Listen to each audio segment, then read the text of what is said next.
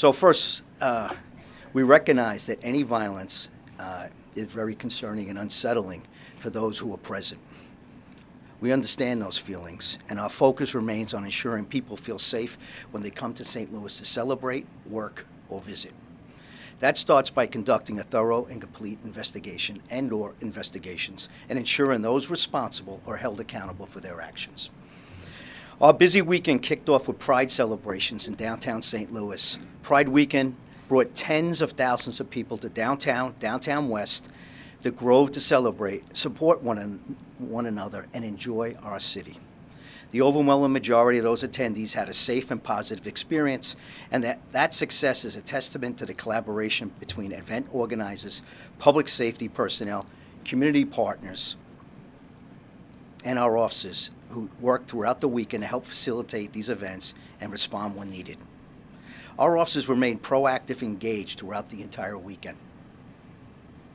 From Friday through Monday morning, officers handled more than 2,200 calls for service and removed 21 firearms from our streets, including one that had been converted to a fully automatic weapon. Those seizures matter. Every illegal firearm recovered represents a potential act of violence that might have been prevented. Despite all of the proactive work by our St. Louis Metropolitan Police officers this weekend, we saw several acts of violence where individuals solved problems with guns. There were shots fired last night around 6:30 p.m. St. Louis 911 started to receive calls for shots fired in the area of 17th and Chestnut Streets. Officers arrived on the scene within minutes. This is an ongoing investigation, and we're still in the early stages. What we know so far is that 3 individuals were visiting friends at City View Apartments. The group was walking west on Chestnut when they were fired upon by a person. We believe someone in the group of the 3 returned fire at the shooter. That is a 20-year-old that was originally detained last night. Officers seized the firearm off of him. The 20-year-old has been released by detectives pending further investigation and also had an ankle monitor from a previous case from the county. A 22-year-old man was also walking with the group. He was shot in the leg. He did not stay at the scene. He was dropped off at the hospital for medical treatment. We are less than 24 hours in this investigation, so there's more work to do. But our detectives are dedicated to determining what happened, ensuring everyone responsible for causing harm is prosecuted to the fullest extent that the law allows. Public safety is a shared responsibility. The progress we continue to see is a result of collaboration, not any one agency working alone. We remain committed to working alongside the Office of Violence Prevention, community organizations, event organizers, city partners, and residents to make St. Louis safer for everyone. As you know, there was an 8 p.m. curfew in the Forest Park Southeast neighborhood, which included the Grove. On Saturday and Sunday, the Reunification Center was staffed by Office of Violence Prevention, the juvenile courts, and the SLMPD detectives from our juvenile division. In total, 6 juveniles were detained for violating curfew and were taken to the Reunification Center. 4 of the juveniles were additionally charged with resisting arrest. These juveniles were also in possession of masks, window breakers, and other tools commonly used to break into cars. These SLMPD officers likely prevented numerous cars from being broken into the last couple of nights. 1 juvenile was found in possession of a privately made firearm. That's a gun that's manufactured without a serial number. And then all 6 of the juveniles' parents were additionally cited for a violation of curfew. I want St. Louis to hear me clearly. We will always invest in our community. We will always invest in a stronger St. Louis. We will continue to make investments that create safer neighborhoods, support our residents, and ensure accountability for those who harm others. So with this, I know you have a lot of questions, and so I can get the specifics on those questions. We'll take them at this time. Do you think a curfew would have helped prevent some of the violence that occurred this weekend? There were 3 people killed, 3 of us wounded, a lot of incidents. Police had been asking for a curfew downtown. Do you think that would have made a difference? What we were worried about, Elliot, is that some of the individuals would come downtown when they went to the Grove. We had a curfew. It wasn't consistent across the board in the city, or the areas that we thought we needed them.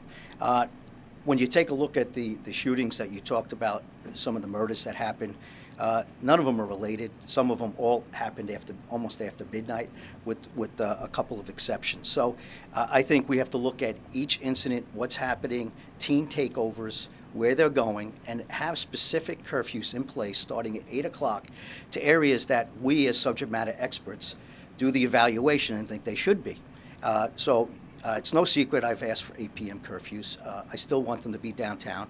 With the 250th anniversary of our country coming up and a celebration that we're having in the state of Missouri, specifically to the city of St. Louis, I believe 8 o'clock curfews for downtown and downtown west would serve us best. So it depends on where the children are going, where the intelligence information brings us, where we can keep them safe and prevent them from harming each other. So it worked up in the Grove. This would not have prevented any of the shootings downtown. If you take a look at the times, these were all adults with the exception of the 7-month-old and the 10-year-old charged and the 19-year-old parent also charged. So I just want to, you don't want to target those things, but they do help us as another tool in the toolbox when we start to see things and that our officers can approach things before they get worse. How do you react to all the violence this weekend? Well, Elliot, I think when you look at the violence, you and I and other reporters talk about there's progress. And certainly it's hard to say when someone is a victim of a murder in their family. But what are we doing to try to prevent this? What does the St. Louis Metropolitan Police Department work with the communities and work in leveraging technology? Our homicides are down. We finished with, in 36 years, the second lowest homicide in the first quarter of this year. Still way too many. A lot more work we have to do. But if we look at murders now, we have 62 murders as of year to date this year in the city of St. Louis. We were at 70 last year, which was a 10-year low. We're at 84 in 2024. We're at 85 in 2023. We're at 85 in 2022. We're at 92 in 2021, and we're at 102 in 2020. It's progress in the city that we're at. I know we like to compare against other cities, but we got to see if we're improving against ourselves. And some of those things are you got to reduce the shootings, you got to get the guns off the street. You also have to hold the people, the trigger pullers that are out there doing these things, accountable. And that's the one thing that we insist on. We were working with our circuit attorney, Gabe Gore, who is charging these cases, and then we're working with the rest of the judicial system to get the people with the highest propensity for violence off the street so they're not harming other people. When we go through the murders that happen, you can see the one, they're all tragic, but certainly the one that we saw on Friday, it's been written about, and we've looked at the charges on the 10-year-old and the 19-year-old. It's just, it breaks your heart. It breaks your heart when you see something like that, and try to, but the one common denominator is a firearm involved, and that firearm that was accessible to individuals that should not have had them. Others with poor conflict resolution skills. You have individuals with firearms, and then they get into a conflict and they use those firearms against each other. So a lot of that was happening with mutual combatants or people that are firing at each other, and those people are going to be held accountable. And we've made several arrests, as you've seen, and some of these investigations are open at this time. But we will not relent. Our homicide clearance rate is probably some of the highest I've seen in years.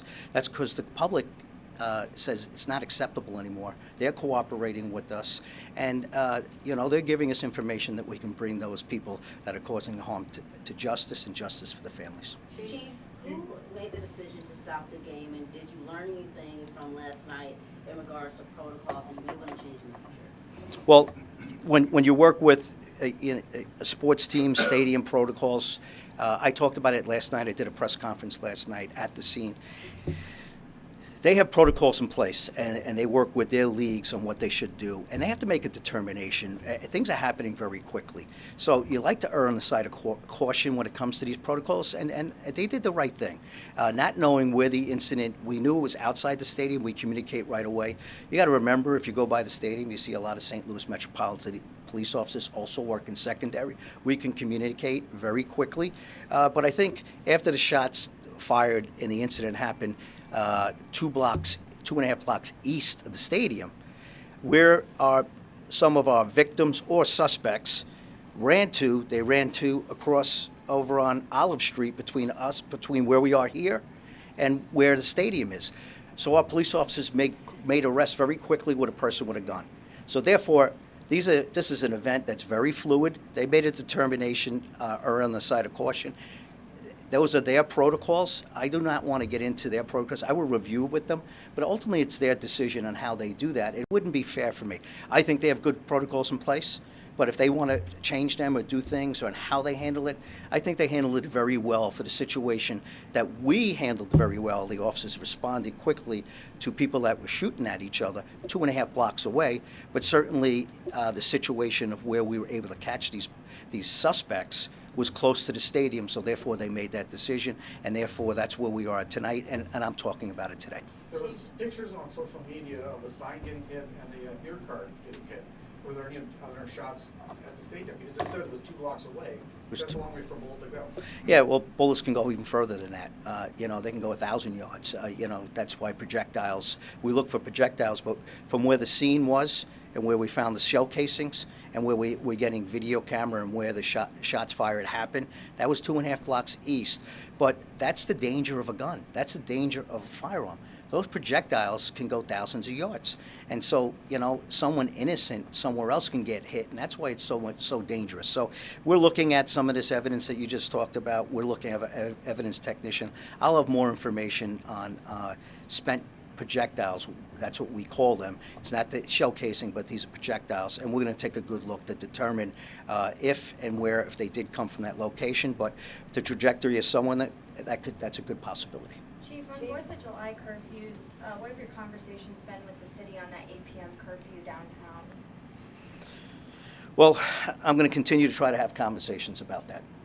8 p.m. curfew is something that I believe it's what works. What we did last year, we wanted to build off what we did last year, have a reunification center. We were able to assist some kids from getting themselves in trouble with weapons and fireworks last year. We believe an 8 p.m. curfew before darkness comes in can help us downtown. They're having firework wars. We can get to them earlier, not waiting for them to shoot fireworks off at each other. And I want to make sure that we do this. City of St. Louis was looked at last year. We share best practices. There's cities like Indianapolis and other cities out there. Us chiefs talk, and we talk, what are you doing about that? So there's other cities that are replicating what we do because they see it's a best practice, and their administrations and police departments agree that that's a best practice, and I'm trying to make sure that our administration, we're on the same page, that they can understand that subject matter expert believes that's what we should do. Chief, two things. You mentioned about these were all unrelated incidents for the most part. Mm-hmm. You can't really control that. But how do you get the word out to people who are coming down, like for the July 4th holiday, that it's okay to come down to St. Louis, it's safe, when in fact, bullets are going 2 blocks away, even though it's not related to that incident? Right. We have to take a look at all the good stuff that's going on, all the events that we have that are safe. And then we have an incident like this where there's a conflict that's 2.5 blocks away from the stadium. That doesn't happen a lot. I'm being quite honest. That does not happen during a ball game. A lot of the incidents that we're seeing are happening after midnight. Those incidents are happening around some of the establishments downtown that I certainly want to continue to work with the city as far as trying to get their hours of operation cut back from at 3 o'clock. We had the Marquee Bar on Locust. We've had the social that was down in Soulard neighborhood, and then we also have the European Club on 7th. These are certainly things that have after hours that are contributing to the issues that are down here, and so they're all unrelated, but they're conflicts that are coming out of these bars. What I'm going to say to people is that, when these bars are open that late and there's alcohol involved and there's firearms, certainly if you're out that late, the chances for things happening go up. But if you're here for a game, you're here for a 250 celebration, Pride celebration. Look at the Grove last night, and really minimal issues. And if you want to ask questions, I got some information on that if you want to talk about juvenile arrests or anything like that. But I want to tell people that I have 5 children. They all come in to visit. They're all adults except my 18-year-old, and he wouldn't be out downtown without me after hours. But he's 18 now, so he just turned 18. So I would still let him out, but when I say let them out, they go to games, they experience everything in St. Louis, and I certainly, as the police chief, if I felt that they weren't safe because they're in the right places, doing the right things, and not around things that shouldn't be doing, would I put them out there if I felt that way? Would I live in this city, have a house in this? Would my wife drive around the city and go anywhere she needs to go if I felt that way? So, I'm not going to put their lives at risk, but we've lived in 3 other cities. We all have our challenges, but we certainly got to make sure that we're also being careful in what we do in each and every city, because my other kids live in Chicago, New York, and one's near Philadelphia. So they go about it, and then they come visit here in St. Louis. So they don't feel any unsafe compared to those other cities. So I want to tell everybody, we do have our challenges, but we're certainly trying to do everything to get those people that are causing some of the violence off the street, and hopefully not to do it again. And my Chief, second go question ahead. was, excuse me, right after your press conference, Mitch had mentioned that one of the suspects, or at least one of the people, had an ankle bracelet on. Can you give us any more on that? Yeah, I think there's a domestic going on. We're still researching that, looking for the probation officer, looking at the courts right now. We're asking for their help. I think they've been very cooperative. We'll probably be revoking that probation and then to make sure that that person stays in until we can resolve this issue. We talk about trying to figure out, we're trying to piece things together. Are the victims or are they offenders in this case? And we're figuring it out. But he did have a firearm on him. He possibly fired that firearm, and he should be held accountable that he's shooting a firearm in the city of St. Louis, and actually has some other activities that he's out on an ankle bracelet. So we're hoping this sheds some light on some of the frustrations we have when people go into the system and are arrested, some of the decisions in the criminal justice system be made that we might not like either, and I'm hoping they take it more serious with individuals like this.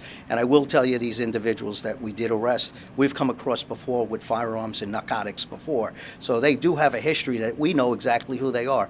So at the end of the day, either we get some intervention with them so they don't continue the crime, or they got to be held accountable so they can't go out and hurt other people. Chief, I interviewed Democratic Socialist Megan Green, the head of the Board of Aldermen. One of the things she was adamant about was the need to defund the police, basically saying that giving police more money, having more officers would not bring down crime, that there are other measures that should be taken rather than devoting money to police. Your reaction? It's not an either or, it's an and. We have to make sure that all these things work when they're properly situated, they're put out in the right way. I'm a big proponent of Office of Violence Prevention when it's done right. I've been in places when it hasn't been done right. Our Office of Violence Prevention needs more be nurtured. We have Save Lives Now. We're working together with the people with the highest propensity for violence. But they're certainly not fully engaged as they should be yet, and it's because it takes a little time. What's happening right now, and I believe in my experiences, I've worked with them and they've done tremendous work working hand in hand with the police, is that you need a fully budgeted police department. You need competitive pay, and you need to make sure that we have enough officers on the street, and that will complement the work that they're doing. They're not here to supplant us, they're here to supplement what the police do. And that argument right now, I disagree with, only because I've been involved in it, and I understand how important the St. Louis Metropolitan Police officers are, and you've seen me look for those having that competitive pay. Kansas City has done that. They went through the experiment of defunding them, and then now that they've come back up to competitive pay and making sure they appreciate their police officers, the elected officials, I certainly disagree with our aldermanic president, because we have philosophically, I know what works and where we've had great success. So, but the great thing in government, you can disagree. Hopefully, we're going to be persistent with the state board or our board of police commissioners, get what we need, and to continue to drive crime down. So, welcome her opinion. I don't think it's going to be fruitful for the city if you can continue to go down that road. No city has succeeded doing that, and I certainly don't want to be that experiment. So with it, we got to continue to work on our police officers. At the same time, Office of Violence Prevention is well funded.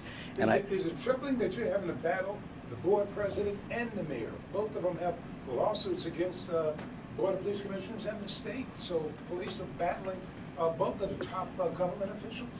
Yeah, well, that's my job as the chief. You got to. These officers are resilient, and they need leadership with the Board of Police Commissioners. That my job is to keep politics out of policing. the Board of Police Commissioners' job is to keep politics out of policing. My job is to make sure that they can go out and do their job. They're supported by their leader, and they're seeing that this Board of Police Commissioners supports them. That builds morale, and they know when they're going out in that dangerous job, a noble profession, when they're doing that every single day, that they got people to support them. Same time, holding them accountable. That's not blind support. We make sure we hold them accountable to the rules and regulations we have, and to go out and do that job constitutionally and properly. But they also need to be supported. And that's where the police chief's job comes in. And I've been in this profession for 43 years, second generation police officer. I'm doing it because this profession needs the leadership. We will make sure we support them. And I think that when the officers know that, I'll deal with the politics. I'll deal with what's going on here in the news media. Let them do their job. And then, but that's a give and take all the time, Elliot. It's disappointing, I'll be quite honest, to see to this day and age, we've gone through this defund the police, to continue to try to go down that road. It's not good, it doesn't work, and we've watched how crime has spiraled out of control. We had 263 murders in 2020 in this city. And with good policing and the officers feeling supported and a circuit attorney that's fair, we've watched these murders come down to 140 last year. 123 murders less. And it's gone down ever since that time because of policing that's in place. We need more police officers. We absolutely do. It'll get better as we get more police officers, as we get them in this profession. And we're starting to see the turn. We are. We're starting to see it, and I'm happy to see that. So, Elliot, we're going to get there. We're allowed to disagree in government. I said that last time. That's what's great about government. You can have disagreements, but we continue to move forward. And the individuals here want this community to be safe as well. We just have different ideas on how to get there. And then that's why we continued conversation. I meet all the time, and then, we work it out. But the officers keep politics out of policing, and that's my job. Two more Chief, what do you questions. think The about- Office of Violence Prevention, they're losing millions of dollars in ARPA funding as of tomorrow.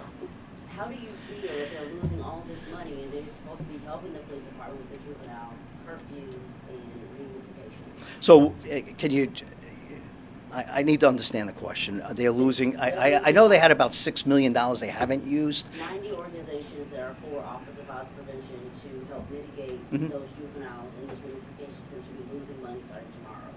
They're not getting the money, and a lot of them are going to be pulling out those services that you saw this weekend. Why are they not getting the money? Yeah, that's what I'm trying to The understand. ARPA funding is sunsetting. They don't have the money. So But they haven't used didn't it. spend They didn't spend it. They got $6 million left. So if they're needed, why didn't they spend it? They have not dispersed it to those organizations. Well, then that you have to ask the administration why they haven't, why they didn't administrate it, because there's $6 million left for them. So was there a need for it, or did they overfund them? So if the organizations don't show up, that also impacts the police department. Well, that's why I said you can't supplant the police department. If you invest in the police department, you get a known entity. I've talked about Office of Violence Preventions that worked and didn't work in some of the cities, and we had to correct them. Right now, I would want to make sure they got a fully funded police department, making sure that we got competitive pay for our officers, and make sure that we can get them up to budgeted strength. When we get them up to budgeted strength, they can be an add-on to try to supplement, not supplant the police department. So if those things are happening, they have to take a look at what were they doing, what are they not doing, that they were not able to spend the $6 million. That could have went to other things, possibly into law enforcement or the fire department or ambulances. That money could have went to other places, but now we might be losing it because maybe we overfunded those type of programs. Chief, what do you make of the proposal for a citywide curfew on the July 4th weekend? Do you think that that's feasible? I mean, what do you make of that? Do you agree with that proposal? A citywide curfew, I've talked to other cities about it, and after we've had the conversations, they actually kind of backed away from it, because after we have that good talk and you have professionals that have done this before, if you have a citywide curfew, we already have one. It's 11 o'clock during the week, and it's 12 o'clock at 12 o'clock on Friday, Saturday, Sunday. What happens is that if you have it move it to 10 o'clock citywide, instead of targeted to the areas where you're trying to prevent things from happening and make sure you can keep kids safe, citywide, I think you're insulting the neighborhoods and the social construct that each neighborhood has, be able to take care of the children in their neighborhood. That's insulting to every neighborhood. when you talk about where I'm asking for downtown and downtown west, you're talking about a business area. They don't have that social construct of guardians, parents or guardians in the area, and people don't come into the neighborhood from outside. They're coming regionally. So I have hundreds and hundreds of kids coming from Illinois, North County, South County, from our city, all getting together, and then sometimes conflicts erupt, sometimes things are happening. Who is the parent or guardian? They're getting dropped off, and they're creating a situation where we start to see some violence with these young individuals.